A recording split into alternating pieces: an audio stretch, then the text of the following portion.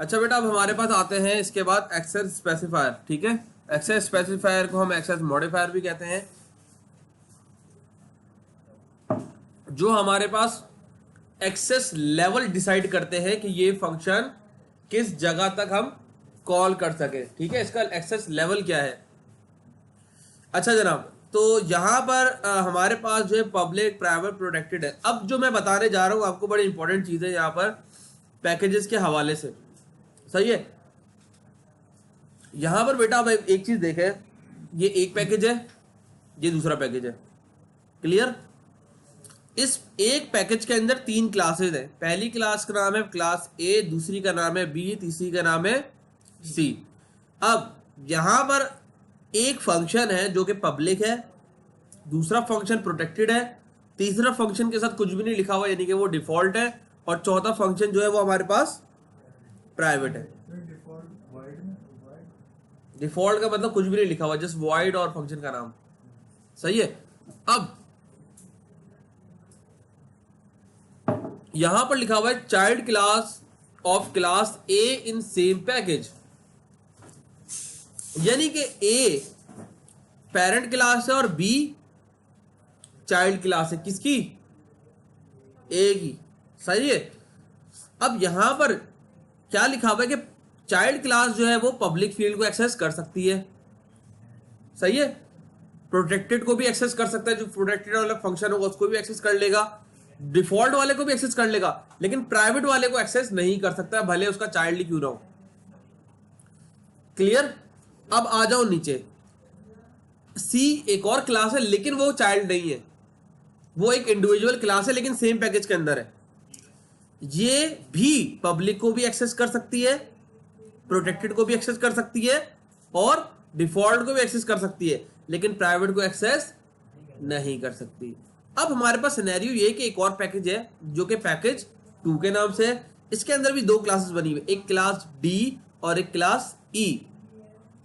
Class D जो है class in another package, एक जनरल एक नॉर्मल क्लास बनी हुई है जो कि किसी के चाइल्ड वाइल्ड नहीं है, और वो एक दूसरे पैकेज में बनी हुई है। वो सिर्फ पैकेज 1 के अंदर के एक प्राइवेट फंक्शन है, सिर्फ और सिर्फ प्राइवेट वाले फंक्शन को एक्सेस कर सकती है, ना डिफॉल्ट को कर सकती है, ना प्रोटेक्टेड को, ना प्राइवेट को। क्लियर। एक और फंक्शन है दूसरे पैकेज के अंदर जिसका नाम है क्लास ई, जो कि क्लास ए का चाइल्ड है। देखो, एक तो चाइल्ड पैकेज के अंदर ही था, अब ये चाइल्ड पैकेज के बाहर है, तो जो पैकेज के बाहर वाला चाइल्ड है वो पब्लिक और प्रोटेक्टेड को एक्सेस कर सकता है, डिफॉल्ट को एक्सेस नहीं कर सकता। बताने का मकसद यहां पर यह है कि अगर चाइल्ड पैकेज के अंदर है तो तब तो डिफॉल्ट हम एक्सेस कर सकते हैं, लेकिन अगर वो पैकेज के बाहर है तो डिफॉल्ट वाला एक्सेस नहीं हो सकता, क्योंकि मैंने आपको पहले ही बताया था डिफॉल्ट का दायरा सिर्फ पैकेज के अंदर ही है, जबकि प्रोटेक्टेड का उसके बाहर भी है। सही है। लेकिन एक ऐसी क्लास जो कि चाइल्ड नहीं है और प्रोटेक्टेड है, ऐसा फंक्शन जो प्रोटेक्टेड है, तो ऐसी क्लास को एक्सेस नहीं कर सकती जो कि एकदम खुली क्लास हो, जिसका ना कोई चाइल्ड हो ना कोई पेरेंट हो उस क्लास से रिलेटेड। सही है। क्लियर। तो ये एक आसान सी एग्जांपल है इन तीनों चारों एक्सेस मॉडिफायर्स को समझने के लिए। अब इसके अंदर किसी को कोई कंफ्यूजन है तो मुझे बता दे। बहुत ही जबरदस्त किस्म की तस्वीर है जिसके अंदर हर चीज क्लियर हो रही है। क्लियर। अच्छा, आगे चलते हैं हम। तो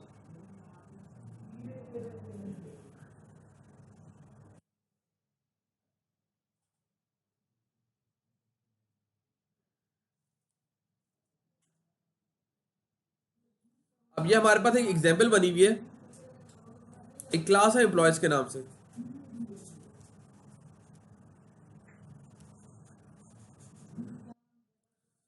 हम यहां पर जाते हैं सेशन 7 पे, राइट क्लिक करके न्यू क्लास बनाते हैं एम्प्लॉयज के नाम से, और इस क्लास के अंदर दो वेरिएबल डिक्लेयर कर रहे हैं हम, बल्कि चार चार वेरिएबल डिक्लेयर कर रहे हैं। कहीं पे अगर मैं गलती करने लगूं तो मुझे बता दिएगा।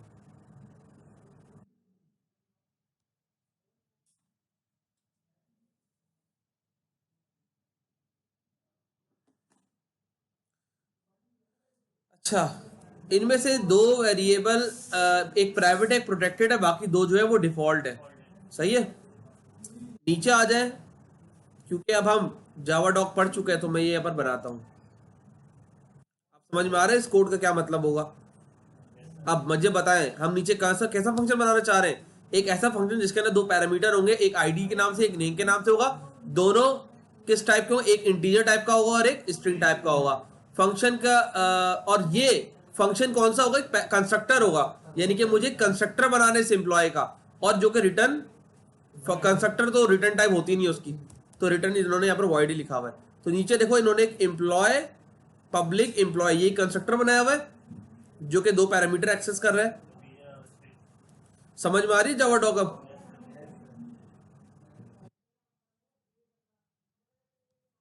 देखो बेटा, जब भी बंदा इस कंस्ट्रक्टर को कॉल करेगा उसके आगे दो वेरिएबल्स की वैल्यू देगा, और ये दोनों वेरिएबल्स की वैल्यू इन दोनों डिफॉल्ट के अंदर आकर असाइन हो जाएंगी। सही है। यानी कि हमें ऑब्जेक्ट बनाकर इन दोनों को एक्सेस करने की जरूरत नहीं पड़ेगी, क्योंकि इधर पब्लिक हो गया तो ये पब्लिकली एक्सेस कर लेगा।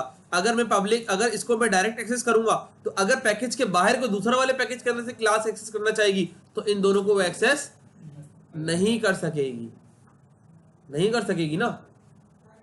ऐसा ही है। देखो बेटा, मैं यहां पर राइट क्लिक करता हूं, एक न्यू पैकेज बनाता हूं, बना दी न्यू पैकेज, इसके अंदर मैं एक न्यू क्लास बनाता हूं।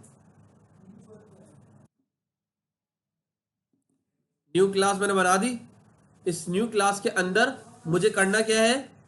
मुझे एम्प्लॉय का, ये जो एम्प्लॉय वाली क्लास है ना, इस क्लास को इसके इन दोनों चीजों को कॉल करना है, इंटीजर स्ट्रिंग और स्ट्रिंग नेम। सही है। हाँ, अब देखते हैं। क्लास तो इंपोर्ट करेंगे ही ना, क्लास इंपोर्ट करे बगैर तो वो क्लास को ऑब्जेक्ट भी नहीं बनाएगा। देखो मैं एम्प्लॉय आ रहा है इनके अंदर, तो बोले सेशन 7 के अंदर है, तो जैसे ही मैं क्लिक करूंगा इसने ऊपर इंपोर्ट कर लिया, इक्वल्स टू न्यू एम्प्लॉय। देखो दो पैरामीटर मांग रहा है आपसे वो, क्योंकि हमने कंस्ट्रक्टर के अंदर बना लिए। तो मैं एक इंटीजर वैल्यू और दूसरे में नाम दे देता हूं कुछ भी, ठीक है। मैं जाता हूं और नीचे ई डॉट लिखता हूं, ई डॉट करा, नो सजेशंस इसके अंदर क्या, बल्कि एक काम करता हूं, मैं यहां पर एक फंक्शन बनाता हूं पब्लिक स्टैटिक वॉइड मेन, और इसके अंदर ये बना दो ताकि मैं इसकी चीजों को भी एक्सेस कर सकूं, क्योंकि ऑब्जेक्ट तो फंक्शन के अंदर चीजों को एक्सेस कर रहा होता है ना। ठीक है, मैं करता हूं ई डॉट, तो वो दोनों फील्ड्स हमारे पास शो नहीं हो रही, प्राइवेट नहीं है, डिफॉल्ट है। और ये तो प्राइवेट प्रोटेक्टेड, ये तो हो ही नहीं सकती सिरे से, ये तो पता ही है ना, डिफॉल्ट वाला बता रहा हूं। लेकिन मैं इधर आता हूं सर्कल के अंदर, मैं इसी क्लास को यहां से कट करता हूं, और सर्कल जो इसी क्लास का, ये देखो इसके साथ ही एक ही पैकेज के अंदर एक और क्लास बनी हुई है, मैं यहां पर आकर इसको यहां पर एक्सेस करने की कोशिश करता हूं, तो देखो सब आ गया। किसी के अंदर चाबी बना दी तो ये प्रोटेक्टेड वाली है, ये डिफॉल्ट है, ये डिफॉल्ट है, प्राइवेट नहीं आ सकती क्योंकि प्राइवेट तो क्लास से बाहर नहीं आ सकती। क्या केडी बात समझ नहीं आई?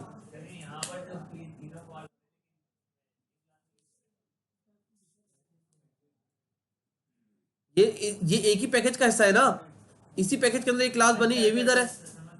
क्लियर? हर चीज को बड़ा मैं जो डिटेल में समझा रहा हूं ताकि जो है ना आपकी बात दिमाग के अंदर बैठ जाए। ठीक है, मैं इसको डिलीट कर देता हूं यहां से, और अब मैं वहीं पर आ जाता हूं जहां पर मैं था। मैंने यहां पर कंस्ट्रक्टर बना लिया था, अब मैं मजीद आगे आता हूं और यहां पर मैं आता हूं और एक मेथड हम बना रहे हैं। अब मुझे बताएं इस ये मेथड किस तरह का होगा,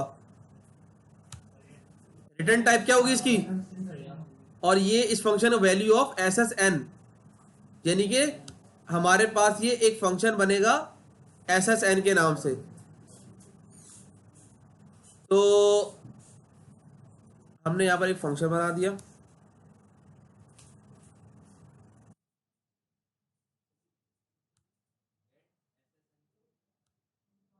क्या बेटा मेथड का नाम है ना एस एस एन, मतलब क्या है, ये सोशल सिक्योरिटी नंबर है कोई,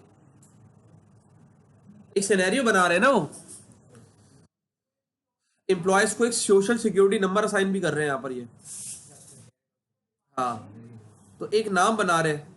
अच्छा, एक और फंक्शन बना रहे हैं, एक गेट का और एक सेट का। रिटर्न वाला तो हमारे पास गेट करवाएगा। अच्छा, इस दूसरा फंक्शन जो बना एस एस एन का, उसका पैरामीटर में एस एस एन आएगा, और रिटर्न वो वॉइड। इसका तो रिटर्न टाइप स्ट्रिंग है, लेकिन इसका क्या है, वॉइड। इसकी स्ट्रिंग क्यों है, क्योंकि ये किसको रिटर्न कर रहा है, एस एस एन, जो यहां पर हमने प्राइवेट बनाया हुआ है। ठीक है, तो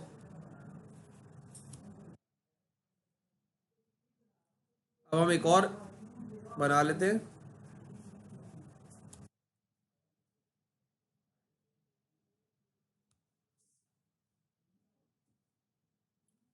क्लियर।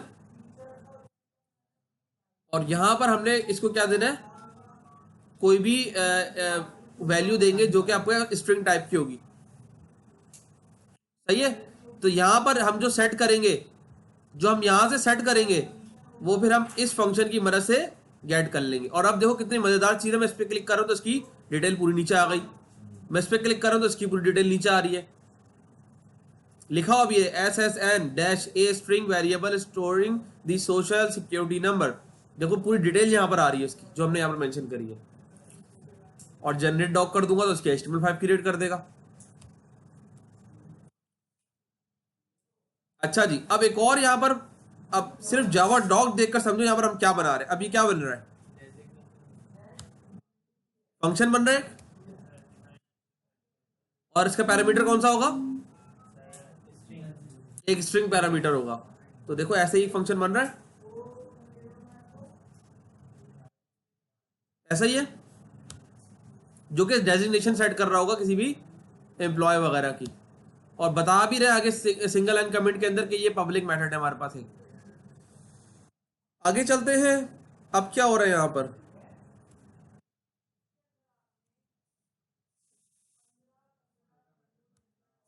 जो जो डिटेल्स आपने ऊपर इन फंक्शंस की मदद से ले ली, उसको आपने शो करवाना है एक डिटेल्स का फंक्शन बनाकर।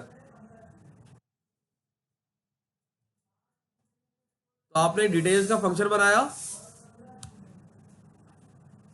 और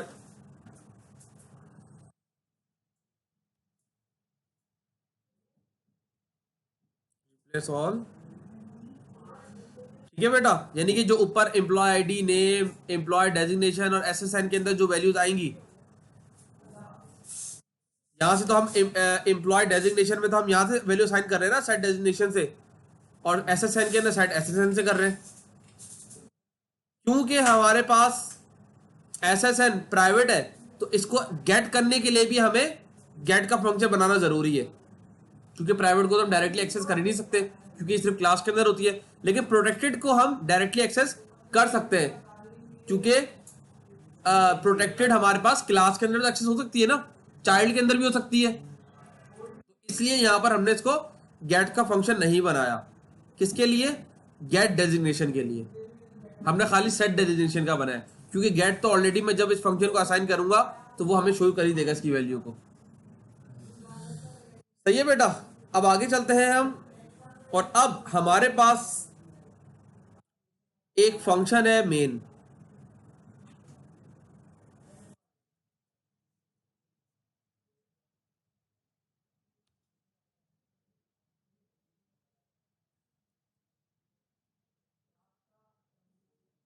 ठीक है जनाब। अब इस मेन फंक्शन के अंदर क्या हो रहा है, सबसे पहले तो हमने एम्प्लॉय वाली क्लास का ऑब्जेक्ट बनाया है। जिस क्लास के अंदर हम काम करें उसका नाम एम्प्लॉयज ही है ना, और इसके अंदर हम दो वैल्यू दे रहे हैं। ये दोनों किस में जाकर सेव होगी, आईडी, एम्प्लॉय आईडी और एम्प्लॉय नेम है, जो कि दोनों डिफॉल्ट टाइप की थी।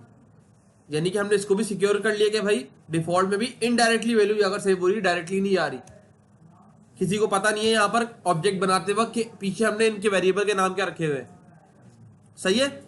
उसके बाद यहां पर हमने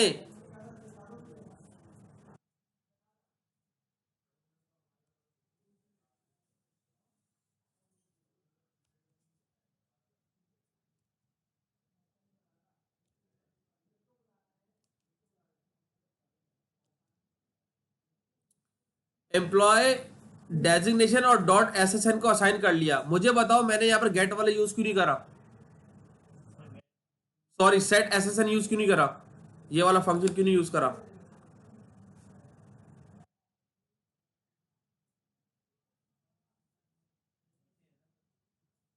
हाँ ये वाला, ये क्यों नहीं यूज करा?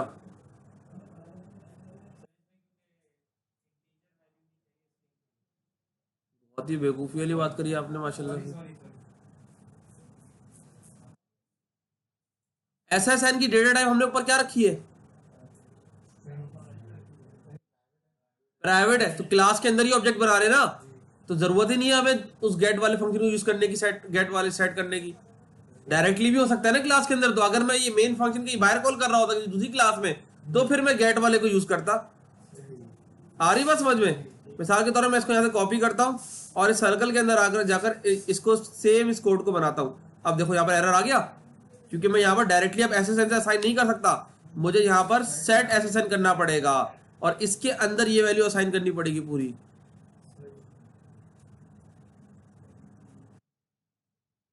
आ रही बात समझ के अंदर?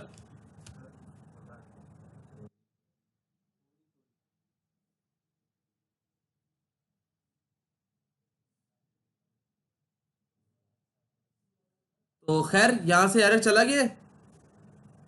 आ रही बात समझ में? बाकी सारे एरर्स को ना देखो, वो किस दूसरी वजह से आ रहा है, क्योंकि रिटर्न टाइम हमने दी हुई उसके नीचे कोडिंग कर रहे हैं।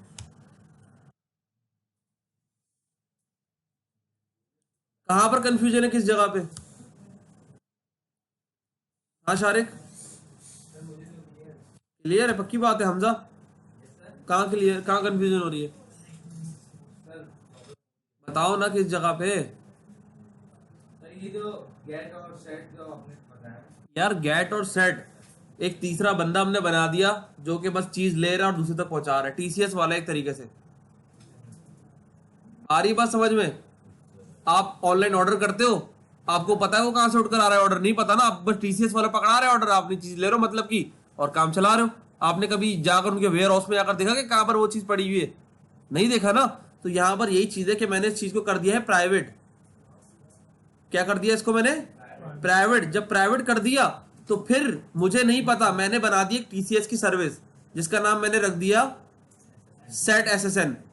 वो करेगा क्या, वो मुझसे चीज लेगा, यानी कि कहां से चीज उठाएगा, उस वाले उस गोदाम से चीज उठाएगा और हमारे अंदर हमें दे देगा। आ रही बात समझ में? यानी कि अगर एक ऐसी चीज जो कि प्राइवेट है उसको डायरेक्टली एक्सेस नहीं कर सकते, तो उसके लिए फिर हम सेट वाला फंक्शन बनाते हैं।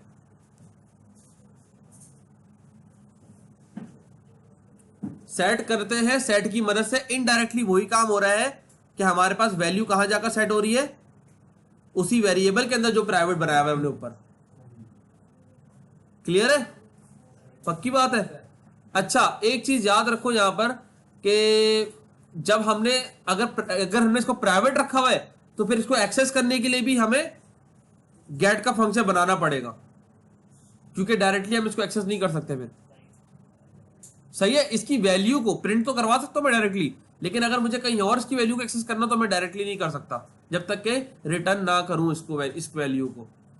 तो अब जब मैं इस गेट एसएसएन वाले फंक्शन को रिटर्न करूंगा तो मेरे को मुझे वो वैल्यू देगा जो मैंने इसके अंदर असाइन करवा दी है सेट एसएसएन की मदद से।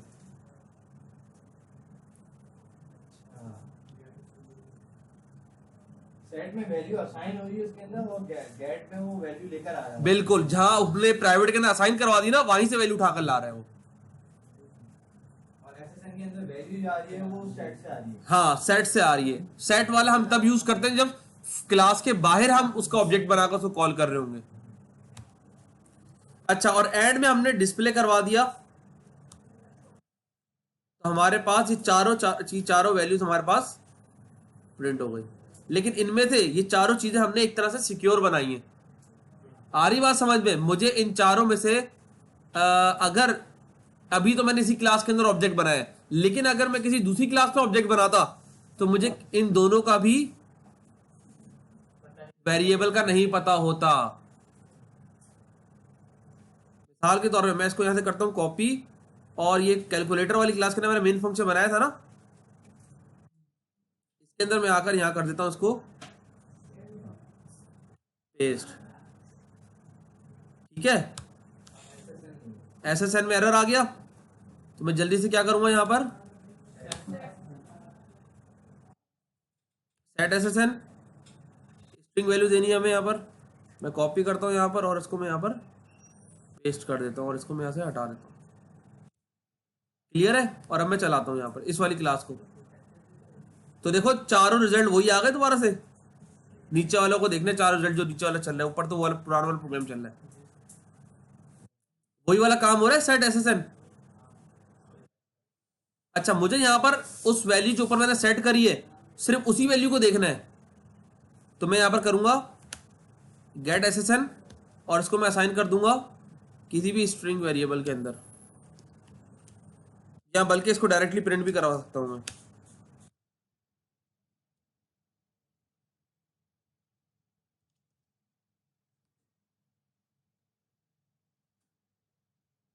आ रही बात समझ में? मैंने सिर्फ इसकी वैल्यू गेट कर लिया। ऊपर वाला क्यों नहीं चला? कौन सा ऊपर वाला? उसको डिस्प्ले वाला फंक्शन चलाया मैंने, डिस्प्ले वाले फंक्शन के थ्रू प्रिंट हो रहा है ना, ये देखो इस फंक्शन के थ्रू। तो मैंने इसको जब कॉल नहीं करूंगा तो चलेगा नहीं। फंक्शन का काम यही तो है, जिस चीज को चाह रहा हूं सिर्फ वही चीज चलेगी। घर में अलग अलग कमरे क्यों बनाए हुए होते हैं? सब पूरे मोहल्ले पूरा हॉल बना लो, उसमें रहो सारे। हाँ हाँ, तो फिर वही मसला है ना। तो यहाँ जब हो रहा है तो फिर क्यों प्रॉब्लम हो रही है? अपने लिए सही है, इधर मसला हो रहा है, तुम्हें बड़ा अलग अलग बनाने जा रहे हो। तुम्हें भी शादी करके थी हॉल में लिटा देंगे सबके साथ, फिर पता चल जाएगा कि सर ने क्यों अलग अलग बनाया था, फिर ये याद करना सर आप सही कह रहे थे। क्लियर है?